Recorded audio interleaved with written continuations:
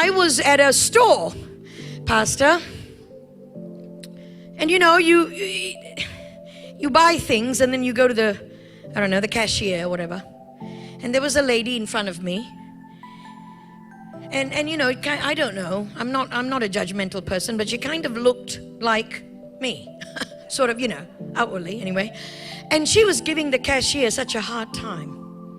She was like, this thing, it should be in the discount aisle and it's in the wrong aisle. I mean, that woman, the cashier, was in tears and she was crying. Have you ever been in a place where you're so ashamed that those that sort of acknowledge Jesus don't behave like that? Let me tell you something. It doesn't. I mean, I know that we need to reflect Him, but we need to really reflect Him in the way we speak and the way we think and the way what we do. Because everything else wouldn't make a heap of difference if we don't love. And this woman had nothing but hatred in her eyes and in her demeanor.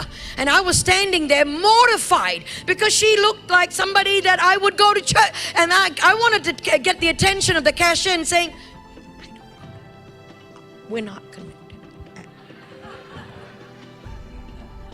She doesn't go to mine. Okay. Hello. The woman was crying and this woman was just, I don't know what, she was just full of rage and anger. When she left, I was getting angry because of how she was treating the cashier. I went to the cashier and I said, I'm so sorry. And she said, oh no, I don't know what it is. I know that she's a Christian. I said, you do? She said, yes. She goes to this church that's not very far from where and I'm like, I don't know why I said what I said. I said, well, I don't go there. I mean, I really did. I don't know whether I went. I just wanted to cover myself. I'm sorry. If I lied, forgive me, Lord. But I just said, I don't go there. And said, I'm not, I almost wanted to say, well, I'm not a Christian. No, I didn't say that. But, well, and so I went up to her and I held her hand. And I said, I'm so sorry that happened to you. And I began to pray with her and everything. Let me tell you something. Spiritual transformation isn't something that you can do by yourself. And that's a hard pill to swallow. To tell independent human beings like us, well, you cannot change yourself. Most of us will say, sure, I can.